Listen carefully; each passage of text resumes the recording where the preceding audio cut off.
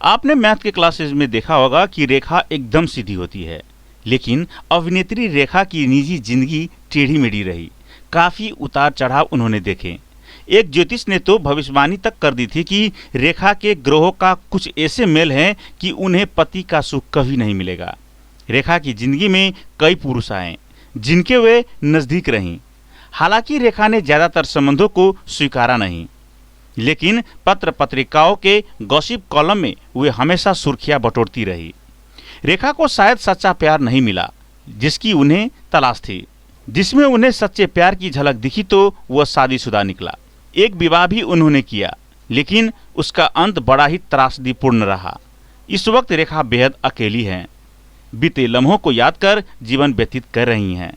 आइए चर्चा करते हैं उन पुरुषों की जिनके साथ रेखा का नाम जुड़ा। रेखा ने हिंदी फिल्मों में बतौर अभिनेत्री सावन भादो की शुरुआत की, जिसमें उनके हीरो नवीन निश्चल थे। नवीन निश्चल की तरफ रेखा आकर्षित हुई, लेकिन नवीन को उनमें रुचि नहीं थी। उस समय रेखा अपने लुक पर ध्यान नहीं देती थी, क्योंकि उन्हें फिल्मों में काम करना अच्छा नहीं लगता था।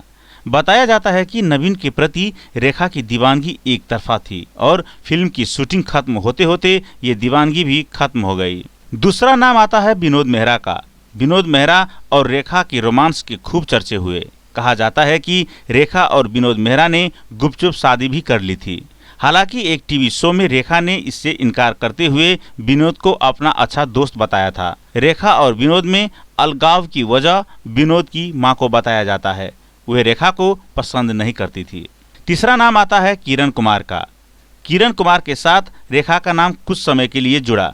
कहा जाता है कि विनोद मेहरा से संबंध टूटने के बाद रेखा बहुत निराश थी और किरण ने उन्हें ऐसे समय रोने के लिए कंधा दिया था। चौथा नाम आता है संजय दत्त का। संजय दत्त से नजदीकियों की चर्चा भी हुई और दोनों के शादी करने की भी खबरें आई, लेकिन इन बातों में कोई दम नहीं था।